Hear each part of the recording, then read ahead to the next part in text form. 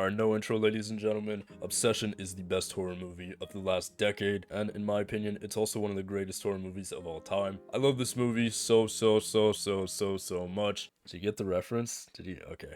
That when I came home, I actually abandoned 2 other video ideas purely because I wanted to talk about this. I'm actually fucking shaking with how excited I am to talk about this. I'm honestly nervous that this video is going to be a disservice to the movie, but look, from the minute I saw this trailer, I knew that I needed to watch it, and after a hectic week, I was lucky enough to catch a Saturday showing at my local theater.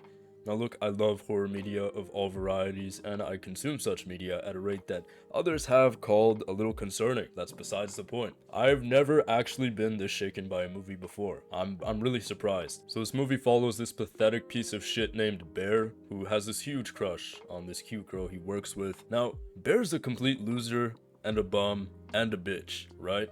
But Indy Navarrete is a very beautiful girl, and I can understand having absolutely no game when it comes to a girl you like. So, you know, I won't harp on him for not being able to flirt or anything. But look, how fucking stupid do you have to be if a girl asks you, do you like me? And you say, nah, no, I just like you as a friend. Like, that's really dumb. She gives him the chance after then their friends have a night out at the barn, he drops her home.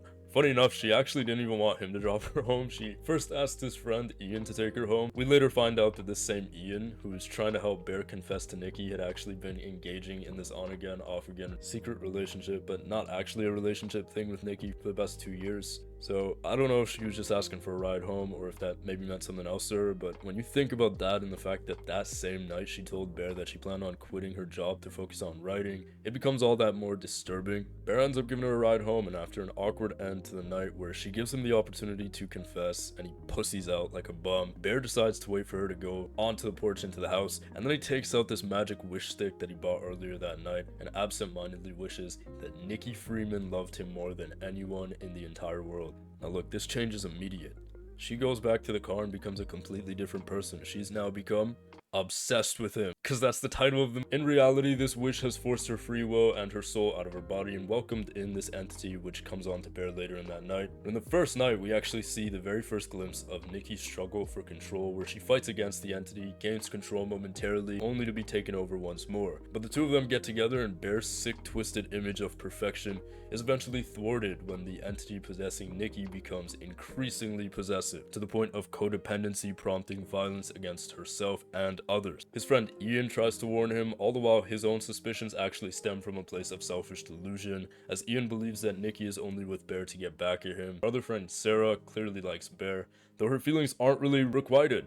At least, not until it's too late. But we also see that her concern also comes from a place of selfishness. Alright, she likes Bear, and we see that when she continuously makes her own moves on Bear throughout the movie. She doesn't know that Nikki's been possessed, but she does think that there's something wrong with her mentally, and she decides to navigate that by actively meeting with Nikki's boyfriend in a parking lot late at night, where she also talks about the fact that they were supposed to kiss at a party. This energy, given to him by Sarah, was reciprocated. Bear was about to cheat, because he's a selfish rat. He stripped Nikki of her free will and then was seemingly going to cheat. He was talking about how she was the right one. Some bullshit like that. Look, the one constant throughout this group of supposed friends is the self-serving nature that's present throughout their conceptions of love. From the very beginning of the movie, or even the trailer where they introduce the premise, you automatically consider the ethical dilemma of wishing for the love of another person, and you know, you wonder how they're gonna address this concept of the intrusion upon free will. The movie hits you with it hard early on and never lets up. Nikki actively tries to resist this possession. She displays this through random bursts of consciousness where she begs to be killed. We're also able to hear her soul and her screaming in agony, all the while Bear just asks if being with him would really be that bad. This drives home the selfishness of his character, and more importantly, his obsession with the idea of her as opposed to genuine love for who she is. His perverted desires outweigh his concern for her well-being,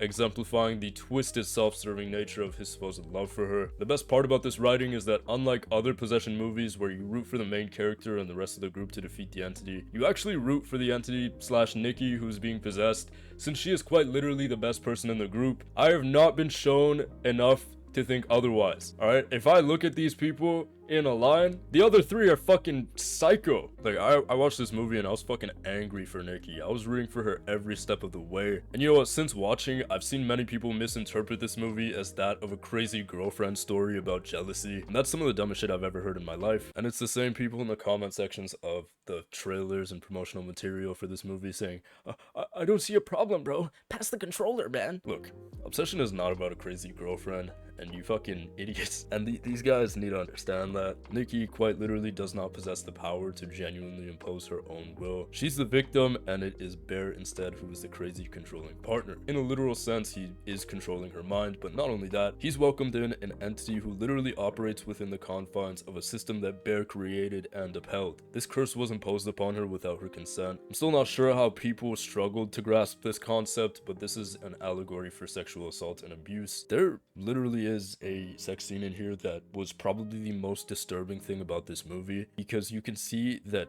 she is just dead on the inside. It's really, really disturbing, and honestly, it kind of made me nauseous in the theater. Bear is the abuser. He has systematically hijacked Nikki's autonomy, and that includes her ability to consent to relations both romantically and sexually. Another aspect that was seemingly lost on people is that she was not allowed to leave home. Like, we saw the reveal that she stayed in the same spot all day while Bear went to work and left the house, so her life is dictated by that relationship, and her individuality has been taken away by this wish. The most messed up part about all of this is the fact that Bear perpetuated this system until it reached a point of no return. For one, the girl he was going to cheat on Nikki with, gone. His best friend, who was also pretty shitty, gone. And he knew that this also threatened real repercussions. Only then did he find it in himself to quote-unquote release Nikki from her suffering by just killing himself and burdening her with all the trauma and of course legal responsibility. This is also extremely reminiscent of real life scenarios where sexual abusers will commit suicide in order to avoid responsibility. The movie tackles heavy themes, and they do so extremely effectively when you really look at it. It's also perfect from a video and audio standpoint.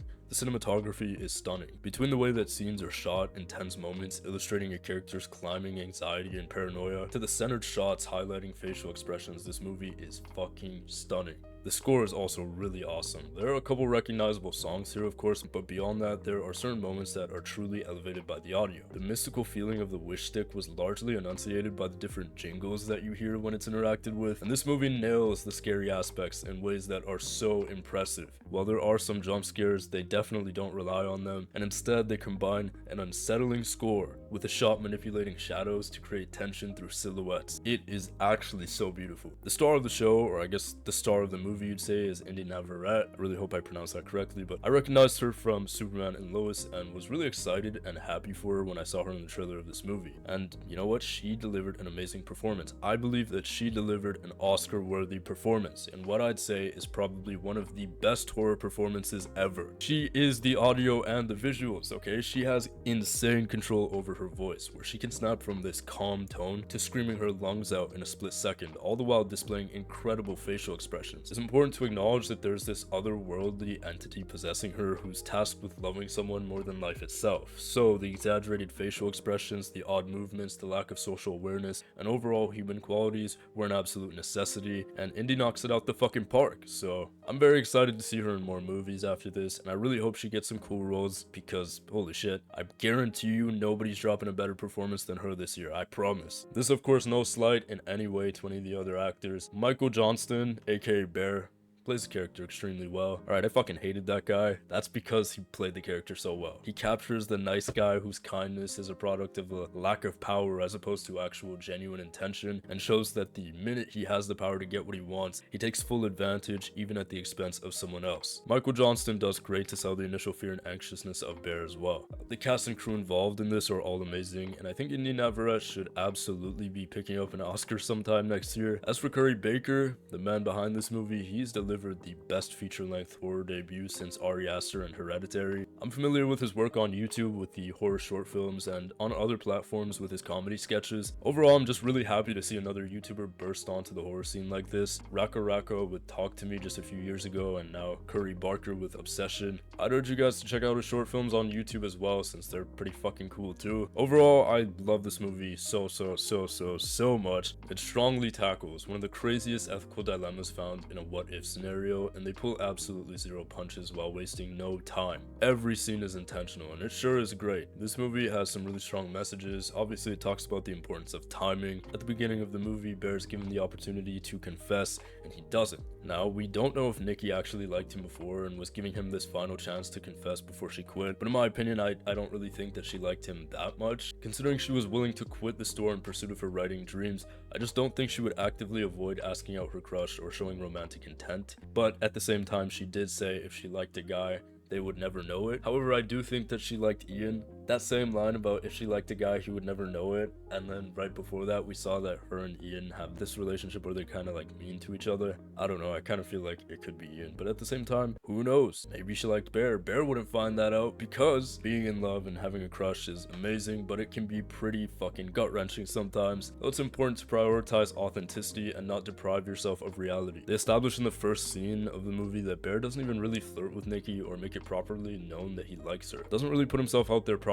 Then when she asks him, he says no and resorts to the wish stick. On multiple occasions, he's robbed himself of the opportunity to make his feelings known, and as a result, he's ruined absolutely everything. This guy didn't actually put forth a noticeable effort and immediately resorted to fake love, denying himself the opportunity to ever truly know how she felt about him, making it impossible to have ever experienced the real thing. This movie's getting a 10 out of 10 for me. And it's up there with the OG Halloween, the OG Texas Chainsaw Massacre, the first fucking Scream, Hereditary, Sinister, whatever you want to put up there, it's up there. It's really incredible. You gotta watch it. Shout out to the team behind this. That's pretty much it.